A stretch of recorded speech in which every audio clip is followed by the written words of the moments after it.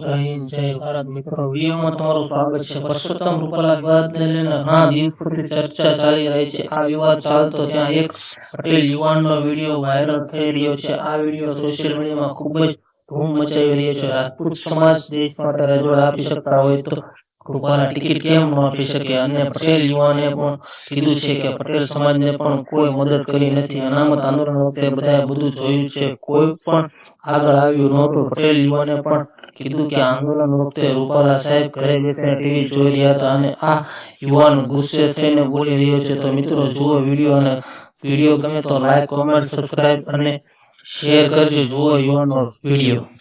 વાત કરવી છે ભારતીય જનતા પાર્ટીના મોટા ગજાના નેતા પુરુષોત્તમભાઈ રૂપાલા વિશે કે ક્ષત્રિય સમાજની સાથે સાથે પાટીદાર સમાજ અને અન્ય સમાજો પણ પુરુષોત્તમભાઈ રૂપાલાનો વિરોધ શા માટે કરે છે? એનું કારણ શું છે? એનું માત્ર ને માત્ર એક જ કારણ છે, આને કાયમી માટે કોઈ સમાજનું કે કોઈ પ્રજાનું હિત નથી કર્યું, માત્ર ને માત્ર સત્તાની ચાપલુસી કરી છે અને ભારતીય જનતા પાર્ટીના હોકા ભર્યા છે। એથી વિશેષ કાંઈ નથી કર્યું। સારું બોલતા આવડે, સ્ટેજ મળે એટલે હું બોલવું એનું પણ ભાન નથી। સારું બોલવું મહત્વનું નથી, હાસું બોલવું એ મહત્વનું છે। પણ મિત્રો આ ક્યારે હાસું બોલ્યા નથી। ક્ષત્રિય સમાજ આજે રોડે આવ્યો છે, એની માતાઓ અને બહેનો આજે રોડ ઉપર એનો વિરોધ કરે છે, અને વિરોધ માત્ર એટલો છે કે એની બહેન દીકરી ઉપર જે ટિપ્પણી કરી એના વિરોધમાં એ લોકોની માંગ એવી છે કે પુરુષોત્તમભાઈ રૂપાલા પોતાનું જે ઉમેદવારી છે એ પાછી ખેંચે અને રાજકોટથી ચૂંટણી ન લડે, એથી વિશેષ કોઈ એની માગણી નથી। હું એમ કહું છું કે પુરુષોત્તમભાઈ રૂપાલા કદાચ રાજકોટથી ચૂંટણી ન લડે અને હું કોઈ હમુરી ચૂંટણી ન લડે તો કોઈ રાષ્ટ્રીય સુરક્ષામાં કઈ અગવડ સગવડ થાય, પાકિસ્તાન વાળા કોઈ આપણી માથે હુમલો કરી જાય, કોઈ ચાઇના વાળા આપણી બોર્ડર દબાવી દે, એવું બને તો આપણે પુરુષોત્તમભાઈ રૂપાલાને લડાવવા પડે કે ભાઈ એનાથી રાષ્ટ્રને ખૂબ નુકસાન થાય એમ છે। એવું તો કાંઈ છે નહીં। આ પુરુષોત્તમભાઈ રૂપાલા જેવા ભાજપ પાસે ઘરે ઘરે છે, વેચતે વેચતે એવા તો છે, એને લડાવો। પણ મિત્રો નહીં, અહંકારમાં આવી અત્યાચાર અને અન્યાય કરવા માટે આ લોકો કાયમી માટે વ્યસ્ત છે। ઘણા લોકોએ મને એવી પણ પોસ્ટ કરી કે પુરુષોત્તમભાઈ રૂપાલા વિરોધમાં તમે પોસ્ટ શા માટે મૂકો છો? એ આપણા પાટીદાર સમાજના છે। હું પણ સ્વીકારું છું આપણા પાટીદાર સમાજના છે, આપણને પણ ગૌરવ થાય કઈ સારું કામ કર્યું હોય તો। કોઈ પણ બહેન દીકરી વિશે એવું બોલે, કોઈ પણ સમાજના હોય, આ તો પાટીદાર સમાજ, કોઈ પણ સમાજને એવો કોને અધિકાર છે કે કોઈ પણ બહેન દીકરી વિશે ખરાબ ટિપ્પણી કરવી? હમણાં કાજલબેન હિન્દુસ્તાની આપણે પાટીદાર સમાજની બહેન દીકરી ઉપર ટિપ્પણી કરી હતી, ત્યારે આ પુરુષોત્તમભાઈ રૂપાલા ક્યાં ગયા હતા? સત્તામાં બેઠા હતા। 44 ધારાસભ્ય બેઠા હોય, 6 સાંસદો બેઠા હોય, મુખ્યમંત્રી પણ આપણા હોય, અને ઘરમાંથી કાઢીને મારા પાટીદારની બહેન દીકરીઓ ઉપર લાકડીઓ વેરસી છે। યાદ છે 2015 ની અંદર આ સમાજ આંદોલનનું લડાઈ લડતો હતો, કોઈ આતંકવાદી નહોતો, પોતાના ભવિષ્ય માટે, પોતાના દીકરી દીકરાઓના ભવિષ્ય માટે કંઈક માગણી લઈને નીકળો હતો।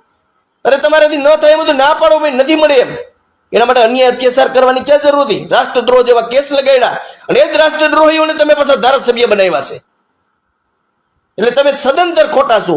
જો રાષ્ટ્રદ્રોહી હોય તો એને તમે ધારાસભ્ય શા માટે બનાવો છો? અને તમે ધારાસભ્ય બનાવો છો તો તમે ખોટા છો કે તે રાષ્ટ્રદ્રોહી નહોતા।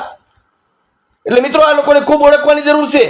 જ્યારે સમાજ ઉપર લાકડીઓ વરસતી હતી ત્યારે આ લોકો ઘરે બેહીને ટીવી જોતા હતા, રોકી શકે કેમ હતા?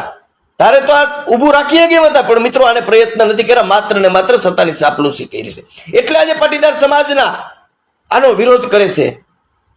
ને વાત કરે કેશુ બાપાને ભાદરવાનો ભીંડો કહે, હમણાં સોશિયલ મીડિયાની અંદર એક વાયરલ થયો વિડીયો, લેવા પટેલને ગોધરિયા કહે, નરેશભાઈ જેવા પટેલને, નરેશભાઈ જેવા વ્યક્તિને કાંઠે બેહીને સબસબિયા ના કરાય, ધૂપકો મારવો પડે।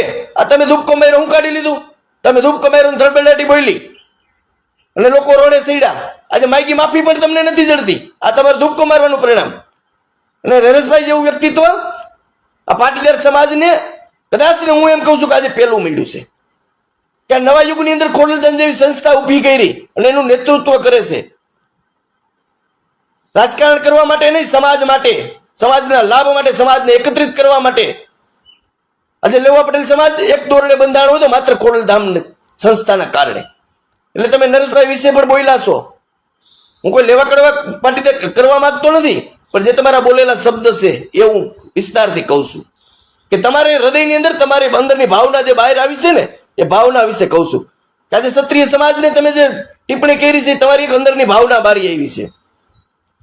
કોઈ પણ સમાજને કોઈ પણ રીતે કેવી રીતે તમારે કોઈ પણ પાડી દેવો વાત કરવાની તમારી પાસે એવી એક અદા છે.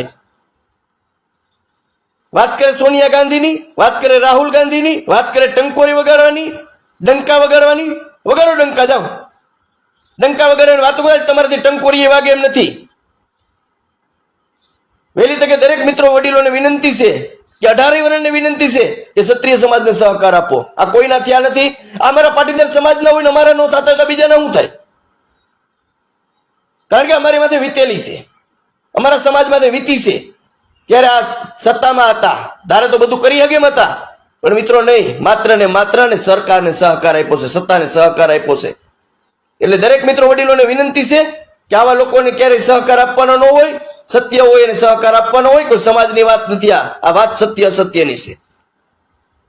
આ રાજવીઓની વાત છે, આ દરબારોની વાત છે, આ ક્ષત્રિય સમાજની વાત છે. 563 રાજવીઓ આ દેશને સમર્પણ કર્યા છે રજવાડા સરદાર પટેલના એક વસન ઉપર.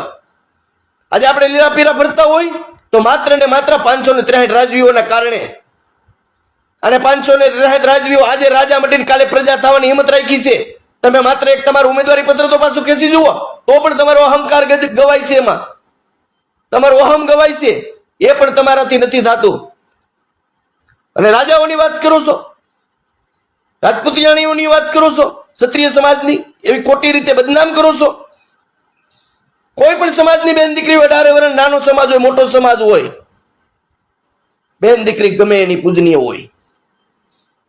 એટલે દરેક માતાઓ બહેનોને પણ મારી વિનંતી છે કે આ કોઈના થયા નથી, થાય એની માત્ર ને માત્ર સત્તા ભૂખ્યા છે. પદ પ્રતિષ્ઠા ને પૈસા માટે રાજકારણ કરે છે, કોઈ સમાજ માટે નથી કરતા. એટલે દરેકે જાગૃત થવાની જરૂર છે અને ક્ષત્રિય સમાજને 18 વર્ષને સહકાર આપવાની જરૂર છે. મારી વાત હારી લાગે ને તો આગળ વધારજો, હારી ને હાસી લાગે તો. અને દરેક સમાજના લોકો જાગૃત થજો. જય હિન્દ, જય ભારત.